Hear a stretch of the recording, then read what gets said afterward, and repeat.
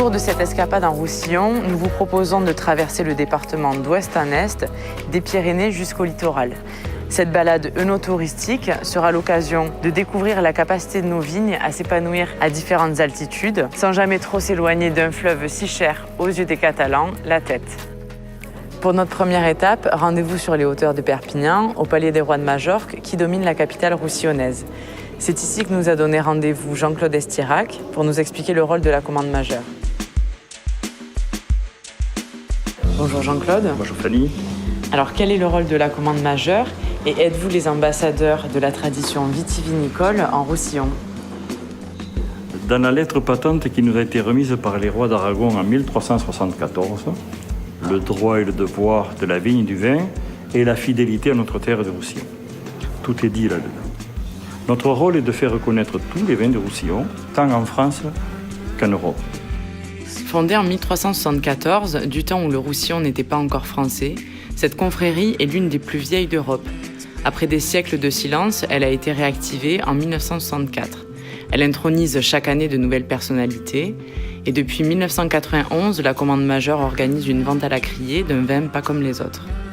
Les vignes du Clos Calmateu, une des vignes les plus hautes d'Europe, se trouvent en plein cœur de la Cerdagne, à Saint-Léocadie. Perché à 1300 mètres d'altitude, le muscat petit grain, cépage catalan, compose principalement les 400 plants du Clos Calmateu. Cette expérience viticole, en altitude, menée par la Chambre d'agriculture, a permis de montrer qu'une vigne pouvait toujours pousser et se développer dans le plateau cerdan, tel que par le passé. En longeant la tête, le curieux s'émerveille de la richesse patrimoniale du pays catalan. On y découvre Villefranche-de-Conflans, une cité fortifiée dont les remparts témoignent d'une histoire fort mouvementée. Sur ses hauteurs, le fort Liberia, construit par Vauban en 1181, domine les environs.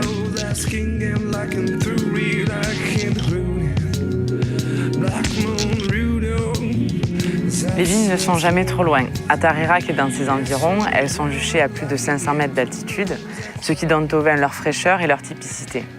Dans cette partie du département, connue sous le nom de Bas-Conflans, les domaines répondent aux critères de l'AOP Côte du Roussillon et de l'IGP Côte Catalane. Ici, le granit est roi. Alors Serge, est-ce que tu peux m'en dire un peu plus sur la cave coopérative de Vincent? Alors, les vignerons en terre romane, en fait, sont une fusion à travers le temps de plusieurs coopératives. Et nous sommes ici donc, sur le territoire de Rodez, qui fait partie des 15 communes qui apportent le raisin à la cave coopérative Les Vignerons en terre romane. Tu pourrais peut-être nous parler des différents cépages qu'on trouve sur ce territoire?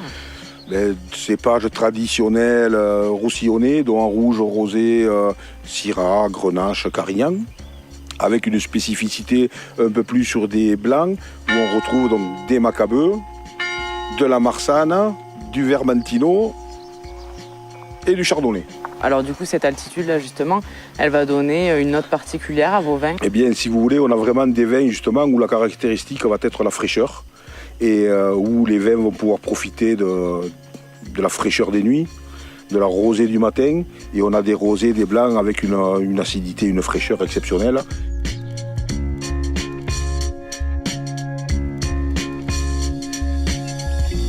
Poursuivons notre chemin le long de la vallée de la Tête, où nous attend Pierre Taleyrac pour nous expliquer comment il donne une seconde vie à ces tonneaux de bois de chêne qui serviront à la vinification de ses raisins.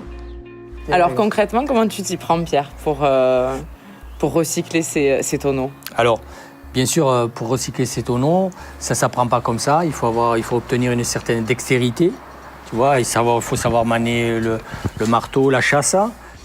Bon, c'était dans un objectif d'économie durable, toujours de récupération, de sensibilité, parce que pour fabriquer un tonneau, il vous faut par exemple 3 troncs d'arbres.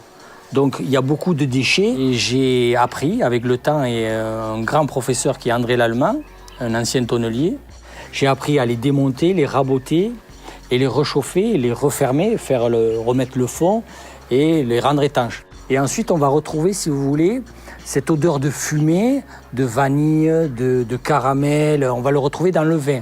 Mais il faut savoir surtout que cette odeur va se retrouver dans le vin que 3 fois, pendant 3 ans, 3 millésimes.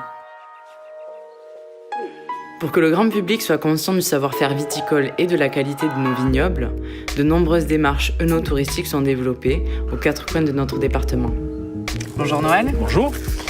Alors, tu es vigneron sur Corneilla. Tu as décidé avec ton épouse Nathalie de proposer des balades équestres. Oui, c'est ça. En fait, on a choisi de développer un concept un petit peu original, un concept de nos tourismes. Donc, découvrir un vignoble, un terroir, de manière originale, c'est-à-dire à cheval. Et du coup, que vont apprendre vos hôtes lors de ces balades ? Alors la particularité du domaine, en fait, c'est qu'il est situé sur 2 terroirs différents. On a l'exploitation qui est d'une part sur Cals et d'autre part sur Corneilla. Donc, si j'ose le jeu de mots, on est à cheval entre la vallée de la Glie et la vallée de la Tête. Et donc, ce sont 2 terroirs vraiment très, très différents l'un de l'autre. Sur Corneilla, on a un terroir de galets roulés, de sol sablonneux caillouteux. Et plus on va monter sur Force Aréal, plus on va se situer sur des schistes. Et Cals est un terroir beaucoup plus calcaire en fait. On retrouve également quelques schistes, mais pour ainsi dire quasiment que calcaire. D'ailleurs, le nom de Cals le dit bien en catalan. Cals, c'est la chaux. Hein. Donc voilà, 2 terroirs vraiment différents, très complémentaires. Et quoi de mieux que de le faire d'une manière originale, à cheval. C'est dans l'air du temps, quoi, de manière très naturelle. Une fois passé la capitale roussillonnaise, Perpignan, nous continuons de suivre le cours de la Tête pour débarquer à Canet. Dans cette station balnéaire, une initiative originale est née en 2016 afin de mettre en avant l'impact de la mer sur les vignobles alentours. Cet événement s'appelle tout naturellement Bouteille à la mer. Au total, 8 domaines installés sur Canet et les communes limitrophes y participent. Marc Benassis nous explique l'enjeu de ce rendez-vous œnologique. Alors on avait vraiment la volonté de faire quelque chose tous ensemble, de faire vraiment une manifestation commune. Et pour mettre en valeur un petit peu la beauté et la qualité du terroir canétois, de galets roulés, de sol argilo-calcaire à proximité de la mer, on a décidé de s'appuyer sur la mer pour immerger des vins en mer au large, pour voir un petit peu les effets du vieillissement d'une conservation en mer par rapport à une conservation plus traditionnelle. Et les résultats alors les résultats c'est assez surprenant, tout dépend un petit peu des styles de vin.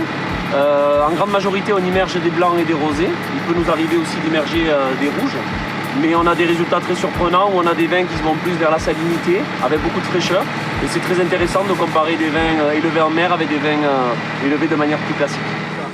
Au terme d'un parcours de plus de 100 km, nous avons pu apprécier la diversité des terroirs des vins du Roussillon. La Tête, élément de patrimoine naturel incontournable, y joue un rôle fondamental, notamment par son impact sur les sols.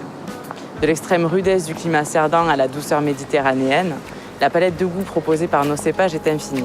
Entre mer et montagne, les vins du Roussillon tiennent tête.